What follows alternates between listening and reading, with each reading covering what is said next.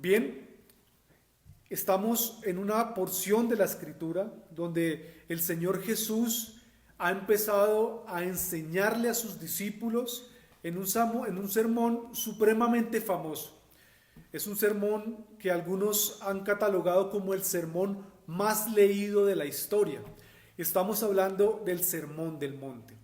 Mateo capítulo 5, 6 y 7 es una unidad de un pensamiento donde el Señor Jesús enseña a sus discípulos. Mateo 5 comienza diciendo que el Señor Jesús subió a un monte y había muchas multitudes detrás de él. Pero sus discípulos se acercaron y dice que cuando sus discípulos se acercan, entonces el Señor Jesús empieza a enseñarles. Y eso es lo que conocemos nosotros como el Sermón del Monte. Comienza con las famosas bienaventuranzas. Y el Señor enseña cosas importantes, cosas esenciales para la vida de todo creyente en este Sermón del Monte. Uno de los propósitos, han dicho algunos estudiosos acerca del Sermón del Monte, es que el Señor quiere enseñarle a su pueblo, a los discípulos de Él, a ser antes que hacer muchas cosas. A ser discípulos, que puedan ser discípulos antes que hagan muchas cosas como discípulos. Por eso el Señor Jesús habla en este sermón, confronta en este sermón, a los religiosos de la época y Él les dice, no sean como los fariseos, no sean como los religiosos, no hagan las cosas para ser vistos, háganlas para que vuestro Padre Celestial, que ve en lo secreto, Él los pueda recompensar en público. No den ofrenda para que los vean, no oren para ser vistos, no ayunen para que las otras personas vean cuán espirituales son ustedes. No, dice el Señor, si ustedes van a hacer esas cosas, si ustedes van a poner en práctica los principios del reino, háganlos para Dios. Por eso en este capítulo 6 encontramos una enseñanza en cuanto a la oración, donde el Señor dice, cuando oren, entren a su cuarto. Y entrando en su cuarto, cierren la puerta. Y cerrada la puerta, oren a su Padre en lo secreto. Y su Padre que ve en lo secreto, entonces les va a recompensar en público. El Señor estaba hablando acerca de la esencia que debe tener cada uno de los creyentes, de los discípulos de Jesús. Y en medio de esas enseñanzas, a partir del versículo 19 del capítulo 6, el Señor Jesús entonces comienza a hablar de cómo el creyente debe cuidarse de no atesorar, de no poner su corazón en las cosas materiales de este mundo. El Señor Jesús les está diciendo, ustedes no pueden servir a dos señores, o van a servir a Dios o van a servir a las riquezas. Él está exhortando a su pueblo, a los que son sus discípulos, para que no pongan su tesoro en las cosas materiales de este mundo. Y a partir del versículo 25, entra a dar una enseñanza sobre el afán y sobre la ansiedad. Si usted mira el versículo 25, allí en sus Biblias, miremos nuestras Biblias, el versículo 25 dice, por tanto, teniendo en cuenta lo que les estoy diciendo en cuanto a las riquezas, en cuanto a que ustedes no deben servirle a las riquezas, a las cosas materiales de este mundo y servirle a Dios, teniendo en cuenta esas cosas, entonces dice el Señor, no se afanen por las cosas de este mundo. Esa es la famosa porción del afán y la ansiedad. Yo quise abordar este tema, si el Señor lo permite, en dos enseñanzas, una el día de hoy, otra enseñanza de hoy en 8, si el Señor lo permite, acerca del afán y la ansiedad. ¿Y por qué quise abordarlo? Porque sabemos en la situación en la que estamos a nivel mundial, y si hay algo que quiere venir y quiere atrapar a las personas, es el afán, es la ansiedad, es el temor que generan todas estas noticias que nosotros estamos viendo por las redes, por los noticieros acerca de este famoso virus. El COVID-19 lo llamaron los chinos a finales del 2019, cuando se dieron cuenta de la infección de este virus que estaba empezando a afectar a las personas. Hermanos, y cuando llegan los momentos difíciles, generalmente las personas entonces se llenan de afán, se llenan de ansiedad. Y que las personas del mundo, las personas, los gentiles, dice el Señor Jesús, experimenten esto, y es normal, pero los creyentes no deberían experimentar ese afán y esa ansiedad. El creyente lo que nos va a querer, los que lo quiere enseñar aquí Jesús, es que no debería preocuparse de una manera desmedida por las cosas del mundo. Hermanos, el Salmo 135:6 dice: todo cuanto el Señor quiere, Él lo hace, en los cielos y en la tierra, en los mares y en todos los abismos. Y el miércoles veíamos cómo el rey Nabucodonosor en Daniel hace una declaración cuando él sale de su locura y dice: todos los habitantes de la tierra son considerados como nada, mas él actúa conforme a su voluntad en el ejército del cielo, entre los habitantes de la tierra. Nadie puede detener la mano del Señor ni preguntarle al Señor: ¿qué haces o qué has hecho? Veíamos el miércoles cómo el Señor tiene control absoluto de las circunstancias. Y quiera el Señor permitir que esta pandemia, como la llama la Organización Mundial de la Salud, el Señor la use, quiera Él usarla para humillar a los seres humanos, para hablarle al mundo entero de que Él realmente existe y la iglesia podamos predicar el Evangelio para que las personas se conviertan. Pero algo que es importante y que nosotros debemos tener muy presentes como iglesia es que no debemos tener una preocupación desmedida por las cosas de este mundo. Un afán angustioso, no lo debemos tener. Y esa es la enseñanza del Señor Jesús aquí. Y vemos 4 aspectos, 4 enseñanzas, 4 ejemplos, podemos decirlo, 4 aspectos, pongámoslo así, que el Señor nos muestra en esta enseñanza para que su pueblo no entre en esa preocupación desmedida. El Señor Jesús nos habla aquí de cómo los creyentes entran en esa preocupación desmedida cuando invierten sus valores. Cuando le dan más valor a ciertas cosas que a las que le deben dar valor. Cuando el creyente no reconoce que Dios es el que nos cuida. Cuando el creyente no usa su sentido común y piensa que estas preocupaciones son inútiles e improductivas. ¿Y saben cuándo nosotros caemos en ese afán, en esa ansiedad, en esa preocupación desmedida? Cuando no ejercitamos nuestra fe. Por eso el Señor Jesús dice en el versículo 30, hombres de poca fe, le dice a su gente, a su pueblo. Así que con esto en mente vamos a ver estas 4 cosas. 4 aspectos que el Señor Jesús nos enseña, 4 cosas que vemos en estas palabras del Señor Jesús en cuanto al afán y en cuanto a la ansiedad. Lo primero, debemos tener en cuenta que cuando llega ese afán, que cuando llega esa ansiedad, nuestros valores se invierten, nuestras prioridades cambian. Mire lo que dice el versículo 25, entremos ya en materia en cuanto a lo que dice la palabra en estos versículos. Versículo 25. Por tanto, teniendo en cuenta lo que les vengo diciendo, no se afanen por sus vidas, no se afanen por qué han de comer o qué han de beber, ni por vuestro cuerpo que habéis de vestir. Hay una palabra que se hizo y se ha hecho hoy por hoy, un par de palabras que se han hecho muy famosas en el argot popular de la gente, es la palabra estrés, incluso la palabra indignación. Esas palabras no se usaban mucho antes. Cuando alguien sentía rabia, hace 1 o 2 décadas atrás, no se usaba la palabra indignación. Si usted busca esa palabra, tal vez 1 o un par de décadas para acá se empezó a usar esa palabra y sonaba un poco más diplomático. Entonces la gente no decía es que tengo rabia, tengo mal genio, sino me siento indignado. Entonces sonaba ahí esa palabra. Y otra palabra es la palabra estrés. La palabra estrés se acuñó por un término inglés, del habla inglesa, que se lee también como estrés, siné al comienzo, se lee estrés, siné.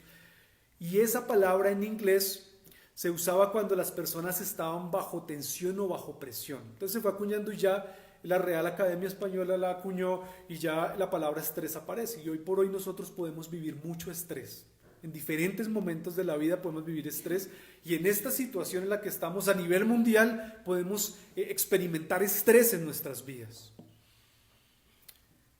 Y el Señor dice: ustedes, mi pueblo, no se afanen, no estén inquietos. La palabra usada en el original para esta palabra que aparece aquí, afanarse, significa no estén distraídos. Así lo podríamos traducir. Ustedes no se distraigan, le dice el Señor al pueblo de Él. Ustedes como pueblo no se distraigan, no estén inquietos y distraídos por las cosas de este mundo. Es la misma palabra que se usa cuando nosotros conocemos la historia, cuando Marta y María, en Lucas 10, se usa esta palabra cuando el Señor Jesús le dice: Marta, usted estás preocupada y turbada con muchas cosas. Resulta que Marta había invitado al Señor Jesús a su casa y tenía una hermana que se llamaba María. Y Lucas 10 nos narra esto y dice que cuando el Señor Jesús llegó a la casa de Marta, María se sentó a los pies del Señor. Tan pronto Jesús llegó a la casa, María se sentó a los pies del Señor y escuchaba la palabra de Jesús. Pero Marta se preocupaba con todos los quehaceres de la casa. Y en un momento le dijo al Señor: Señor, ¿no te importa que mi hermana me deje servir sola? Le dijo Jesús: dile a mi hermana que me ayude. Estoy haciendo el preparativo, poniendo unos buenos platos para servir, tengo que cocinar, me tocó ir a comprar unas cosas para hacer una buena cena, una comida, hice aseo, estoy preparando todo esto y mi hermana no me ayuda. Mi hermana está ahí desde que llegaste, ya se sentó a tus pies y está ahí escuchando lo que dices. Y Marta estaba afanada y turbada. El Señor le respondió: Marta, Marta, tú estás afanada, estás turbada, estás preocupada y estás molesta con tantas cosas, pero una sola cosa es necesaria, dijo Jesús. Y María ha escogido la parte buena, la cual no le será quitada. Afanada y turbada, preocupada en tantas cosas, estresada porque todo saliera bien. Y hermanos, esto es muy diciente porque muchas veces nosotros podemos afanarnos, preocuparnos con cosas legítimas. ¿Acaso preparar unos buenos platos, una buena mesa, no es una preocupación legítima para atender a Jesús? Pero esas cosas legítimas de la vida pueden afanarnos y llenarnos de ansiedad, una preocupación desproporcionada, y el Señor Jesús dice: no lo hagan. Y mire que este no afanarse aparece como un mandato, en imperativo.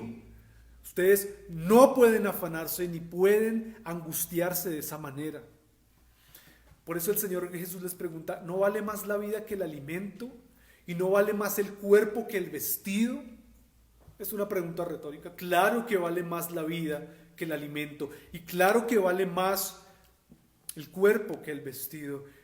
Y dice el Señor Jesús, con esta pregunta nos está diciendo: ¿quién les dio a ustedes la vida? ¿Quién es el que nos da a nosotros la vida? ¿Dios? ¿Quién es el que a ustedes les dio el cuerpo que ustedes tienen? ¿Dios? Hermanos, la vida no no es producto de un proceso evolutivo. La vida no salimos de la nada no salió todo, de la nada no sale nada. Por esto, cuando los científicos hablan del ajuste fino, tienen que llegar a la conclusión que hubo un diseñador y algo que se conoce como el diseño inteligente. Dios es el que nos ha dado la vida y nuestros cuerpos fueron diseñados con un nivel de complejidad alto. ¿Por qué? Porque Dios nos lo dio y nosotros fuimos hechos a imagen y semejanza de Dios. Si Dios nos dio la vida, está diciendo ahí, si Él nos dio el cuerpo, ¿no nos dará también todas las cosas que nosotros necesitamos? Romanos 8:32 dice: el que no escatimó a su propio Hijo, sino que lo entregó por todos nosotros, ¿cómo no nos dará también con Él todas las cosas? ¿Cómo no nos va a dar también con Él todas las cosas. Así que un problema de la ansiedad, un problema de la preocupación es que nos lleva a invertir nuestras prioridades. Invertimos nuestras prioridades. Y el Señor Jesús dice, no lo hagan, desen cuenta que si el Señor les dio la vida, ¿no les va a dar también el alimento? O sea, el Señor tuvo la capacidad de crear, de hacer todo, ¿no nos va a dar el alimento a diario? ¿No les va a dar el vestido también? Y esto nos lleva a nuestro segundo punto. No se olviden, es lo segundo, que el Señor cuida de nosotros. Miren lo que dice el versículo 26, el 28 y el 29 allí en nuestras Biblias. Mirad las aves del cielo. Las aves no siembran, ni ciegan, ni recogen en graneros, y vuestro Padre Celestial las alimenta. ¿No valéis vosotros mucho más que ellas? Versículo 28. Y por el vestido, ¿por qué se afanan? Consideren los lirios del campo cómo crecen, no trabajan ni hilan, pero les digo que ni aun Salomón, con toda su gloria, se vistió así como uno de ellos. El Señor nos manda, para entender un poco esto del afán, de la confianza en Él, nos manda a hacer algo que parece un poco, no increíble, es creíble, pero es un poco raro. ¿Saben qué nos dice el Señor Jesús? Nos dice, miren a las aves, miren a los lirios del campo. Deténganse un momento a observar. Esa palabra mirar que aparece allí se puede traducir como consideren cuidadosamente, observen con atención. ¿Qué? A las aves de los cielos y a los lirios del campo, dice el Señor Jesús. Miren, si yo cuido a las aves de los cielos, si yo cuido a los lirios del campo, ¿será que yo no los voy a cuidar a ustedes? Mis hijos, mi pueblo. Hay variedad de aves en los cielos, cientos de aves, pero hay algo en común en ellas. Las aves no siembran, ni recogen, porque no sembraron, ni recogen para guardar en graneros. Pareciera que las aves se levantan todos los días confiadas de que el Creador las va a alimentar. Miren a las aves. Esta mañana y ayer en la mañana me levanté pensando un poco más en las aves haciendo este estudio. Nosotros estamos en nuestra casa, en el apartamento en el que vivimos, tenemos unas ventanas un poco grandes, gracias a Dios, y tenemos un par de árboles ahí al frente. Y de un tiempo para acá, unas 2 o 3 semanas para acá, junto con mi esposa nos ha tocado levantarnos un poco más temprano de lo normal. Así que muy a la madrugada, tipo 4:30, 5, se empiezan a escuchar cómo las aves cantan. No se escuchan casi en el día, yo creo que los carros, los camiones las espantan un poco, pero allí en la madrugada uno escucha a las aves, empiezan a cantar, empiezan a estar de aquí para allá. Entonces ayer en la mañana, pensaba más en las aves y pensaba cómo esas aves se levantan cantando y por instinto, ellas no prepararon un día anterior el alimento, las aves grandes para sus hijos, por instinto ellas salen y empiezan a volar a buscar alimento. Y por instinto, según lo que dice el Señor Jesús, ellas saben que van a tener alimento y van a poder llevar alimento a sus hijos. Así que el Señor dice, miren a las aves, contemplen de una manera cuidadosa las aves. Ellas no pueden sembrar, ellas no pueden recoger para ahorrar y llenar en graneros, como mucha gente hemos visto hoy por hoy, quieren acaparar mercado y guardarlo ahí en su casa. Y está bien, nosotros debemos prevenir, debemos ser responsables, pero no con esa preocupación desmedida, dice el Señor. Ustedes confíen.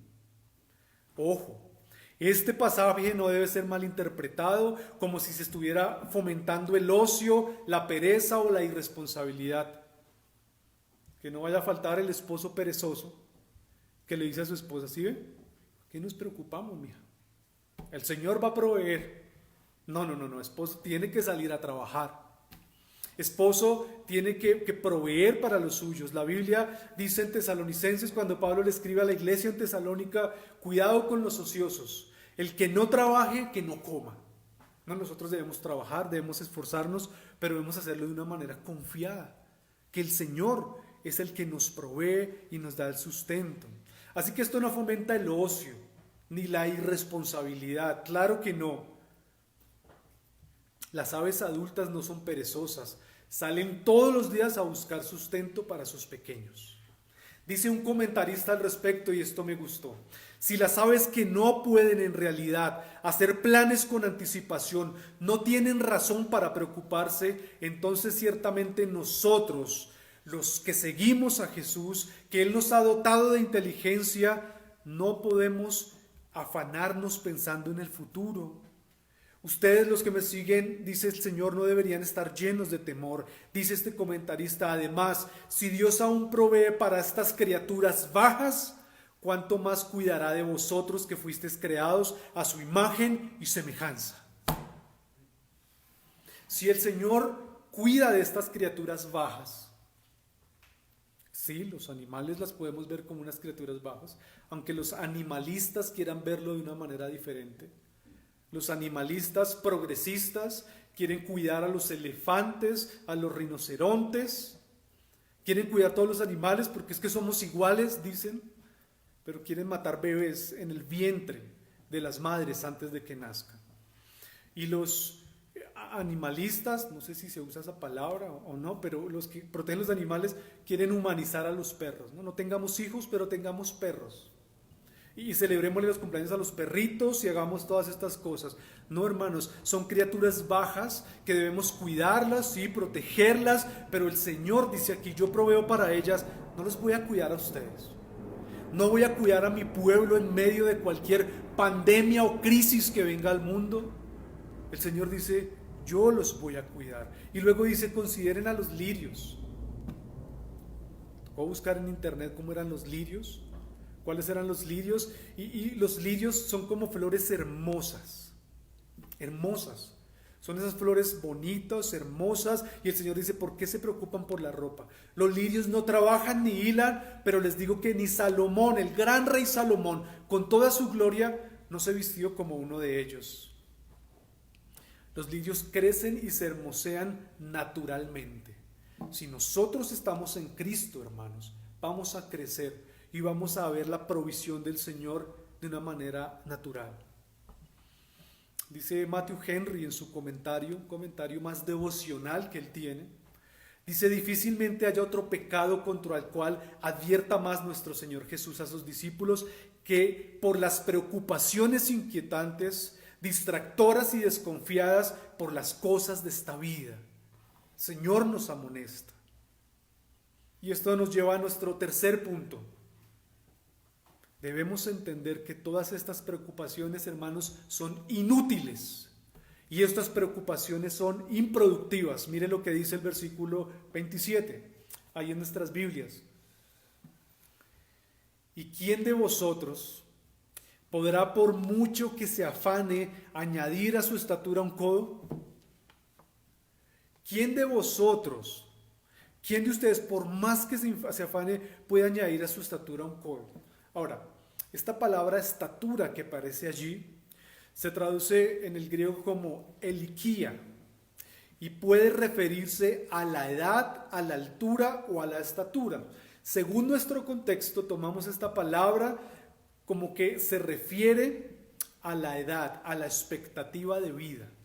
Podemos tomarla así. Lo podríamos leer como: ¿quién de ustedes, por más que se preocupe angustiosamente, puede alargar el sendero de su vida siquiera una pequeña cantidad de tiempo? Ninguno, hermanos. Cuando nos toque ir delante de la presencia del Señor, nos toca. No vamos a vivir ni menos ni vamos a vivir más de lo que el Señor ha determinado que nosotros vivamos. Entonces dice el Señor: ¿quién de ustedes, por más que se afane, corra, haga ejercicio, se alimente bien, va a poder añadirle su vida? Cuando el Señor lo llame, vamos a ir delante de Él, cuando Él nos llame. Esto no quiere decir que no debamos cuidarnos, debemos cuidarnos. Por eso dice el Salmo 39:4, Señor, dice el salmista, hazme saber mi fin, cuál es la medida de mis días, para que yo sepa cuán efímero soy. He aquí tú has hecho mis días breves y mi existencia es como nada delante de ti. Ciertamente todo hombre, aún en la plenitud de su vigor, es un solo soplo. si como una sombra anda el hombre, ciertamente en vano se afana. Es inútil, dice el Señor, ese afán y esa preocupación desmedida, es inútil. El Señor nos habla entonces y nos pregunta por qué se afanan. El Señor nos habla sobre la insensatez de la preocupación con el fin de que los hombres pongan toda su confianza en el Padre Celestial, y en este tiempo la iglesia del Señor debería poner toda su confianza en Jehová, en Jesús. ¿De dónde vendrá nuestro socorro? El Salmo 121 que leíamos. Acompáñenme por favor en su Biblia al Salmo 121. ¿De dónde entonces vendrá nuestro socorro? Dice el Salmo 121, mi socorro viene de Jehová, que hizo los cielos y la tierra. No dará tu pie al resbaladero, no se dormirá aquel que nos guarda. Versículo 5, Jehová es nuestro guardador, Jehová es tu sombra y tu mano derecha. Versículo 7, Jehová te guardará de todo mal, Él guardará tu alma. Jehová guardará tu salida y tu entrada desde ahora y para siempre. Por eso es en vano esa preocupación desmedida. Por eso nosotros, si oramos y pensamos en este tiempo de crisis mundial, si lo hacemos de esa manera, pensamos de dónde viene nuestro socorro. Hermano, nuestro socorro viene de Jehová, no del Estado, no de lo que pueda hacer un buen presidente a favor de nosotros. Y los gobiernos deberían hacerlo. Pero el creyente no va a estar allí esperando que el Estado haga algo por ellos, porque su socorro, ¿de quién viene? De Jehová. El Señor, del Señor viene mi socorro. Ayer vi una intervención de la alcaldesa de nuestra ciudad y decía y prometía a los ciudadanos de Bogotá que no les iba a faltar un plato de comida, y casi con sentimiento estaba hablando allí, y les prometo que no les va a faltar un plato de comida. Y yo creo que eso podría alentar a algunas personas, sí, pero los creyentes no deberían esperar que un gobernante se pare a decirnos. El gobernante, si quiere o no quiere, está bien. Nuestro socorro viene de Jehová, y ahí debemos estar nosotros enfocados. Pero cuando la ansiedad viene, cuando el afán viene, entonces se abate nuestra alma, se inquieta nuestra alma. Dice el Salmo 42, el salmista hablándose a él mismo: ¿por qué te abates, oh alma mía? ¿Y por qué te turbas dentro de mí? Espera en Dios, porque aún he de alabarle, salvación mía y Dios mío. Nuestro socorro no viene de ninguna organización gubernamental, de ninguna organización que sea supranacional, Naciones Unidas, o vea, nuestro amparo no viene de ninguno de ellos, viene del Señor. Así que podemos ver en estos tres puntos que la ansiedad es innecesaria, la ansiedad y esa preocupación desmedida no tiene sentido, la ansiedad es inútil. El creyente debe cuidarse, hermanos, en este tiempo de caer en ese afán, en esa preocupación desmedida y perder el norte, dice el Señor acá. Y esto nos lleva a nuestro cuarto y último punto. Versículo 30, miren lo que dice, y con esto el Señor cierra con broche de oro acá. Si la hierba del campo que hoy es y mañana se echa en el horno, Dios la viste así, ¿no hará mucho más con vosotros, a vosotros, hombres que de poca fe? Si la hierba que es hoy, mañana Dios la viste de una manera hermosa, ¿no va a ser con vosotros muchos más hombres de poca fe? Así que no se afanen diciendo qué vamos a comer, o qué vamos a beber, o qué vamos a vestir, porque los gentiles, miren lo que dice el Señor, los gentiles, los impíos, buscan todas estas cosas, pero vuestro Padre Celestial sabe que tenéis necesidad de todas estas. El Señor compara a los creyentes que se afanan tanto, que entran en tanta angustia, con los impíos. Esto es lo que buscan los impíos. Esa es la preocupación materialista, consumista de los impíos. El creyente no debería pensar en esas cosas, no debería preocuparse por esas cosas. ¿Por qué entonces caemos en ese afán y esa ansiedad? Cuarto punto, porque no ejercitamos nuestra fe, hermanos. No ejercitamos nuestra fe. Hombres de poca fe. Ahora bien, aquí hay que hacer una aclaración y un paréntesis, porque estos hombres de poca fe son creyentes. Este mensaje del Sermón del Monte no está dirigido para todo el mundo, no es un mensaje universalista, es un mensaje para el pueblo de Dios, para los hijos de Dios, para sus discípulos, dice Mateo 5, versículo 1. Fueron sus discípulos los que se acercaron a escuchar este mensaje. Y el Señor Jesús les dice a los creyentes, que son creyentes pero tienen poca fe. Un impío no tiene ni poca fe. Si no hemos recibido, si no hemos aceptado el sacrificio de Cristo, si Cristo no nos ha alcanzado por su gracia y nos ha llevado a creer en Él como Señor y Salvador, entonces no vamos a tener ni poquita fe. Dice, hombres de poca fe, creyentes. Son creyentes, pero dice el Señor, tienen poca fe.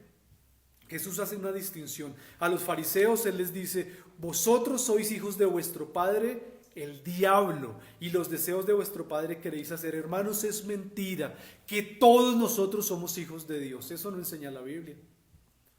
Los fariseos tenían su padre, dice el Señor Jesús, su padre el diablo, y los deseos de su padre ustedes quieren hacer. Así que no todos son hijos de Dios. Dice Juan 1:12, mas a todos los que le reciben, a los que creen en el nombre de Jesús, Dios les dio potestad, Dios les da el derecho de hacerse hijos de Dios. Solo a aquellos que creen en Jesús, Dios les da el derecho de ser hijos de Dios, los cuales no son engendrados de sangre, ni de voluntad de carne, ni de voluntad de varón, sino que son engendrados de Dios. Es Dios el que concede ese nuevo nacimiento y es Dios el que concede el privilegio de hacer parte de la familia de Él. Así que estos hombres de poca fe son creyentes, aquellos que han recibido a Jesús como su Señor, aquellos a los cuales Dios les ha concedido el don de la fe y por gracia han venido a Él, pero tienen poca fe. Es interesante esta clase de personas cuando uno estudia las personas que tienen poca fe, que son hijos de Dios, pero tienen poca fe. Estas personas no tienen duda en cuanto a su salvación. Estas personas no dudan que Cristo vino a este mundo para salvarlos, que Cristo vivió, murió, resucitó, que está sentado a la diestra del Padre, gobernando con autoridad. Ellos no dudan de eso. Ellos son seguros de que Dios los salvó y los alcanzó. Ellos están seguros que Dios les perdonó, les justificó, que han sido adoptados en la familia de Dios y que tienen vida eterna. Estos hombres de poca fe están seguros de eso. Cristo vino, Cristo resucitó, Él me perdonó, pero no están seguros de que Dios les pueda proveer a diario para las necesidades que tienen. No confían que Dios va a perfeccionar la obra que ellos han empezado. Creen todo esto. Dice, bueno, en cuanto a mi alma, Dios tiene el control. En cuanto a mi alma, Dios me ayuda. Pero las cosas que yo necesito a diario, pastor, me toca trabajar, me toca hacer. Y sí hay que trabajar, sí hay que esforzarnos, pero debemos estar confiados. Esta palabra, esta frase que aparece allí, hombres de poca fe, el Señor Jesús la usa varias veces en Mateo. Varias veces en Mateo Él usa esta frase, hombres de poca fe. Por ejemplo, si usted quiere anotar, después lo busca. En Mateo 8, aquí estamos en Mateo 6, pero en Mateo 8 dice la palabra, vinieron a Él sus discípulos y le despertaron diciendo, Señor, sálvanos que perecemos. Ellos se habían subido a una barca con Jesús. El Señor Jesús estaba un poco cansado, había estado predicando, ya había hecho ciertos milagros, él ya había empezado su ministerio, él está un poco cansado y se sienta en la parte de adelante de la barca. Y mientras van andando con sus discípulos, viene una tempestad, viene una tormenta, y pareciera que la barca se va a voltear, se va a hundir. Y ellos, es muy chistoso, hermanos, la mayoría de ellos eran pescadores y se asustan. Ellos ya habían pasado, yo creo que por esas tormentas, pero se asustan. ¿Y qué hacen? Van donde Jesús y lo despiertan. Señor, sálvanos que perecemos. ¿Y saben qué les dice él? ¿Por qué temen, hombres de poca fe? Entonces, levantándose el Señor Jesús, reprendió a los vientos, reprendió al mar y se hizo grande bonanza. Ellos eran creyentes, pero tenían poca fe. Y el Señor les exhorta, ¿por qué están llenos de temor, hombres de poca fe? En Mateo 14:30 es la historia donde se narra que el apóstol Pedro camina sobre las aguas. Habían visto una cantidad de milagros. El Señor Jesús viene caminando sobre las aguas porque ellos se fueron adelante en la barca. Ellos pensaron que era un fantasma, pero Jesús dice, no, yo soy. El Señor aparece allí. Y Pedro dice, si eres tú, Señor, entonces manda que yo vaya, que camine sobre el agua. Y Jesús le dice, ven. Y Pedro sale y empieza a caminar por el agua. Pero al ver, dice Mateo 14:30, al ver el fuerte viento, tuvo miedo. Y comenzó a hundirse. Y dio voces diciendo, Señor, sálvame. Al momento Jesús extendió la mano, asió de él y le dijo, hombre de poca fe, ¿por qué dudaste? Es la misma, hombres de poca fe. Y en Mateo 16, cuando el Señor va a multiplicar los panes por segunda vez, cuando Él va a alimentar a las multitudes, les dice a sus discípulos, mirad, guárdense de la levadura de los fariseos y de los saduceos. Ellos pensaban dentro de sí, diciendo, el Señor dice esto porque no trajimos pan. El Señor les estaba dando una enseñanza. Cuídense de la mala doctrina de los fariseos, de esa levadura que los va a dañar a ustedes. Cuídense. Y ellos dicen, el Señor está diciendo que nos guardemos de la levadura porque se nos olvidó el pan. Ellos salieron a una campaña y se les olvidó. A los cabezones esto, se les olvidó el pan. Y ellos entonces dijeron, nos está diciendo esto por eso. Y Jesús entendió, escuchó lo que ellos estaban diciendo. ¿Y sabe qué les dice? ¿Por qué piensan dentro de ustedes, hombres de poca fe, que no tienen pan? No entienden aún ni se acuerdan de los 5,000 panes que yo multipliqué y de cuántas cestas ustedes recogieron. Y es que a los discípulos les estaba pasando lo mismo que le pasó al pueblo de Israel. Vieron milagros de parte del Señor. El Señor les ayudó en todas las cosas que ellos necesitaban, pero dudaban del poder de Dios. Y así muchos de nosotros podemos experimentar esta sensación cuando vienen momentos difíciles como lo que estamos viviendo. ¿Acaso Dios no ha hecho milagros? ¿Acaso el Señor no nos rescató de una manera milagrosa y nos trasladó del reino de las tinieblas al reino de la luz? Eso es un milagro y lo creemos, pero no creemos que el Señor nos va a guardar en esta época. Ser de poca fe significa, hermanos, que las circunstancias nos dominan. Yo sé, pastor, yo sé que el Señor cuida de mi alma, pero en lo material, no sé, ahí como que me toca a mí ayudar al Señor. Dice el Señor, qué insensatez la de mi pueblo. Y así confronta el Señor al pueblo de Israel. Hay personas, hermanos, que dicen, Dios cuida de mi alma, pero en mis necesidades para mi familia no. Por eso, pastor, a mí me toca a veces decir mentiras en mi trabajo. Me toca hacer trampa en mi trabajo, me toca mentir porque es que si no lo hago, ¿cómo? Creyentes diciendo eso. Si no lo hago, ¿cómo? ¿Qué dice el Señor? Hombre de poca fe. Hombre de poca fe. Si yo cuido su alma y yo lo traje hasta este lugar, ¿no lo voy a sustentar a usted y a su familia? Yo creo en el Señor, pero y en mi alma Él me cuida, pero en lo material no sé. Ese cuento, hermano, si yo soy respetuoso como pastor, pero ese cuento de que a mí me va a ir mejor en otro país, ¿no? Eso se escucha común en la mayoría de jóvenes de nuestra ciudad, de Latinoamérica, yo creo. A mí me va mejor como si el problema fuera el país. como si el problema fuera la economía del país. El problema somos nosotros, hermanos.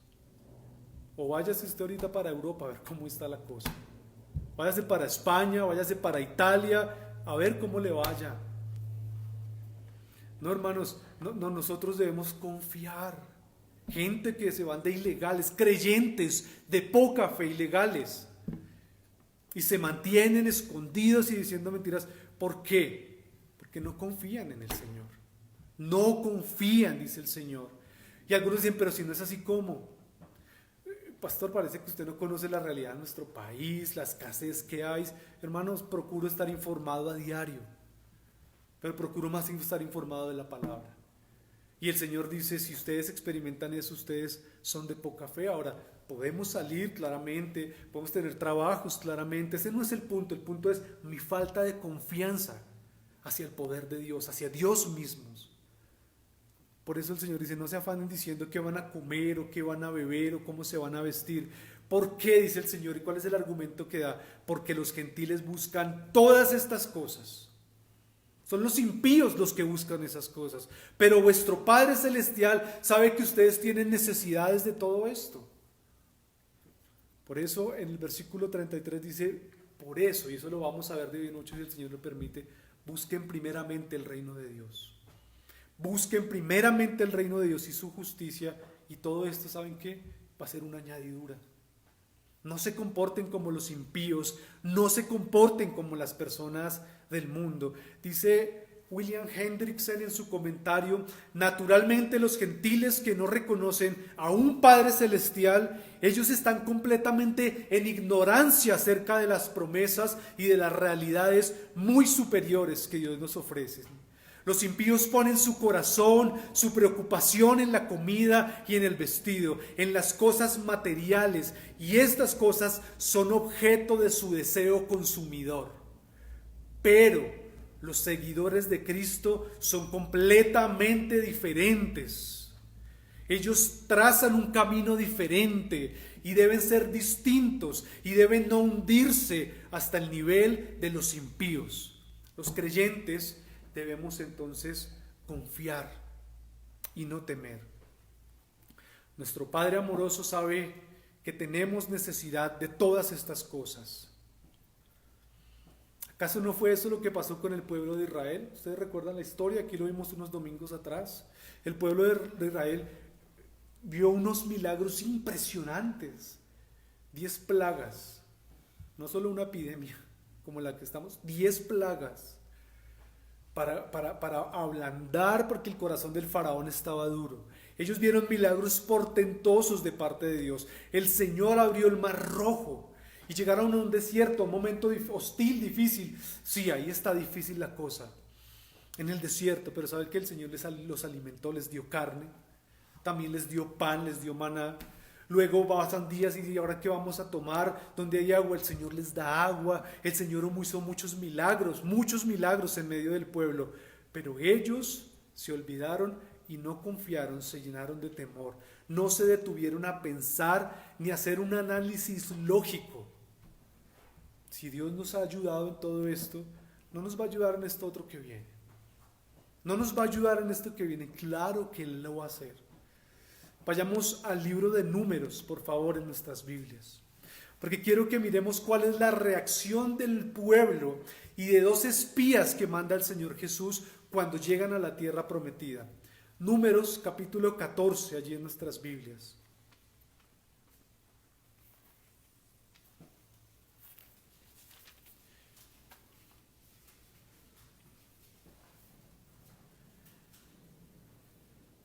Recuerden que el pueblo de Israel mandó 2 espías, 12 personas que se dieran cuenta cómo era el pueblo en el cual ellos iban a habitar, y hubo 10 espías que trajeron una noticia negativa y solo 2, si todos lo recuerdan, que fueron ¿quiénes? Josué y Caleb, que confiaron en Dios. Y mire lo que dice Números 14. Entonces, después de que trajeron este reporte negativo, Toda la congregación gritó y dio voces, y el pueblo lloró aquella noche, y se quejaron contra Moisés y contra Aarón todos los hijos de Israel, y les dijo toda la multitud: ojalá muriéramos en la tierra de Egipto, o en este desierto, ojalá muriéramos. ¡Wow! Este pueblo. Números 14, versículo 6. Y Josué, hijo de Num, y Caleb, hijo de Jefoné, que eran de los que habían reconocido la tierra, rompieron sus vestidos y hablaron a la congregación de los hijos de Israel, diciendo: la tierra por donde pasamos para reconocerla es tierra en gran manera buena. Si Jehová se agradare de nosotros, Él nos llevará a esta tierra y nos la entregará, tierra que fluye leche y miel. Por tanto, no sean rebeldes contra Jehová, ni teman al pueblo de esta tierra, porque nosotros los comeremos como pan. Su amparo se ha apartado de ellos, y con nosotros está Jehová. ¿Qué le dicen al pueblo? No les temáis. Estos dos hombres no eran de poca fe, Josué y Caleb. Estos hombres eran personas que habían ejercitado su fe durante 40 años en el desierto. Hermanos, nos llenamos de ansiedad, de afán, de preocupación desmedida cuando no ejercitamos nuestra fe, cuando no relacionamos las circunstancias por las que estamos pasando con nuestra fe. De esa manera nosotros empezamos a llenarnos de afán y de ansiedad. Por eso el Señor Jesús confronta hombres de poca fe. Necesitamos como iglesia, siempre como pueblo de Dios, relacionar mis circunstancias, lo que yo estoy viviendo, con mi fe. El Señor tiene cuidado.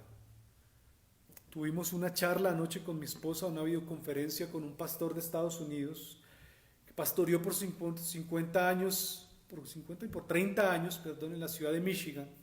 Y es un teólogo, profesor, conocedor de las Escrituras.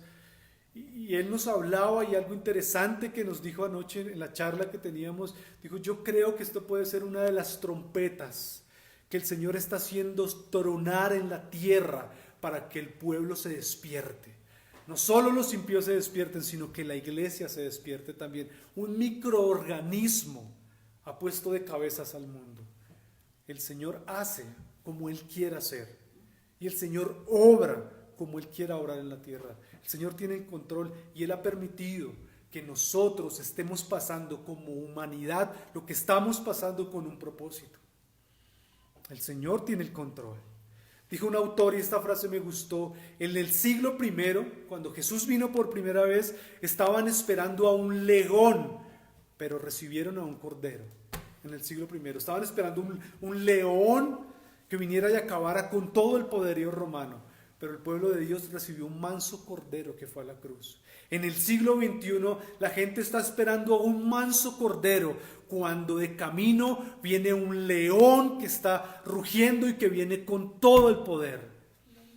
Es el Señor Jesús. Así que, iglesia, estas palabras son para la iglesia, para el pueblo de Dios. No nos afanemos, no nos preocupemos de una manera desmedida.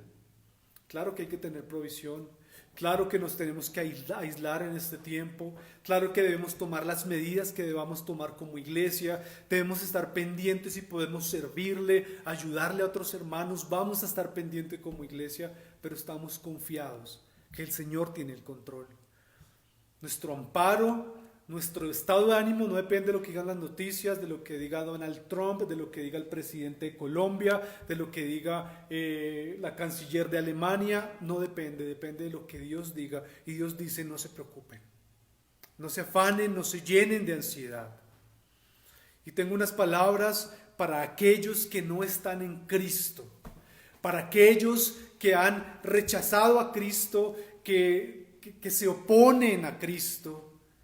Hermanos, el problema del mundo actual, del mundo hace un siglo, del mundo hace 20 siglos, no es un virus, no es la primera pandemia ni el primer virus que ha aparecido ni que va a aparecer. Muchas pandemias han existido.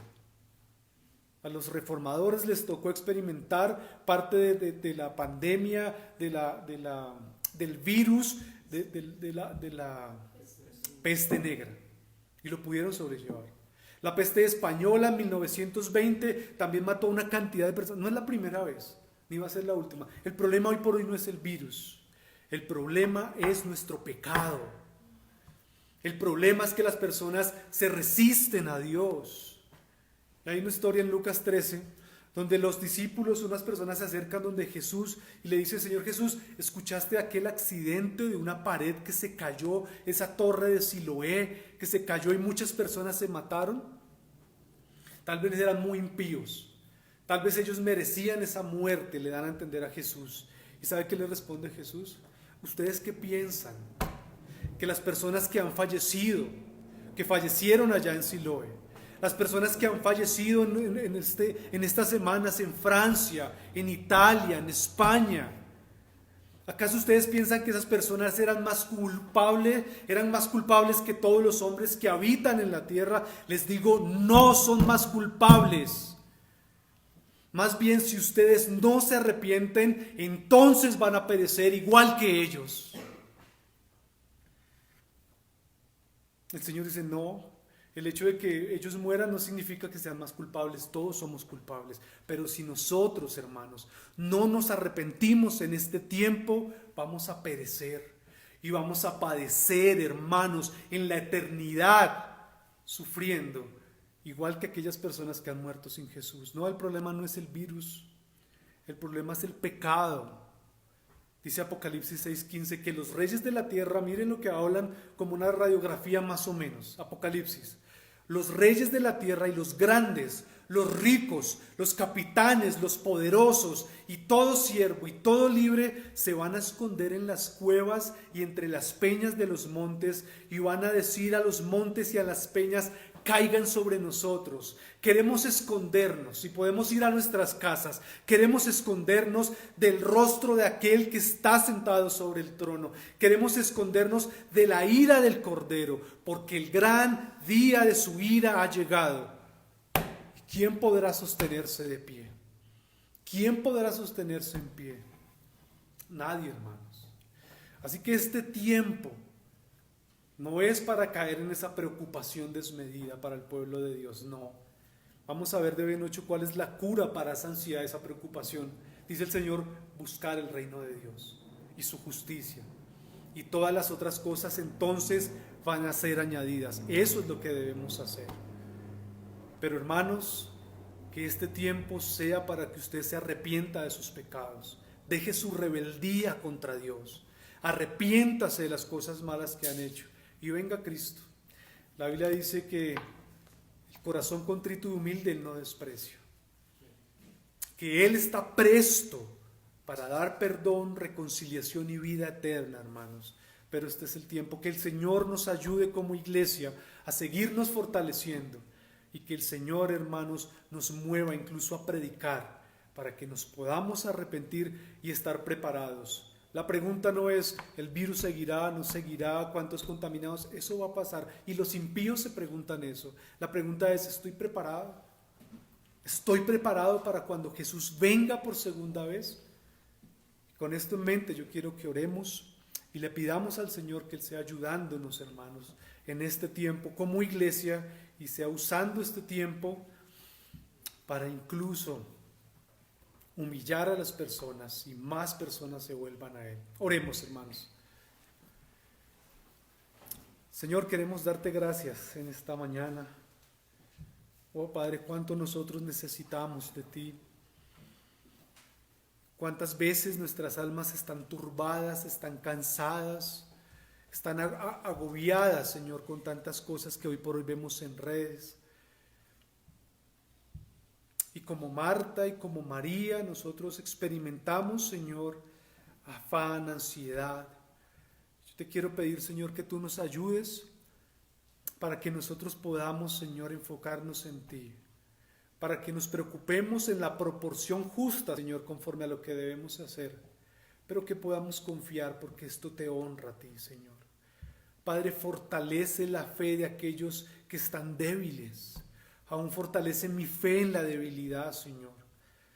Que no seamos contados como esos hombres de poca fe, Señor, sino que más bien nosotros podamos creer en que tú nos has salvado y en que tú nos vas a sustentar y nos vas a ayudar en este tiempo de crisis. Padre, y aquellos que no te conocen, por favor, Señor, concédeles el don de la vida eterna. Permite que ellos puedan creer en ti y arrepentirse, Señor, en este tiempo. Que te busquen como tal vez nunca antes te han buscado, Señor. Que sea tu gracia y tu misericordia obrando a favor de tu pueblo y de una manera misericordiosa por aquellos que aún no te conocen. Mira que te lo pedimos, Señor, y te lo suplicamos en el nombre de Jesús. Amén. Amén. Bien, hermanos, damos gracias a Dios por este tiempo, por darnos la oportunidad de meditar en estas verdades a pesar de la distancia, y quiera el Señor obrar, aplicar su palabra en nuestros corazones, animarnos, alentarnos para poder seguir adelante. Dios les bendiga, hermanos. Vamos a estar en contacto también a través de las redes. Bendiciones.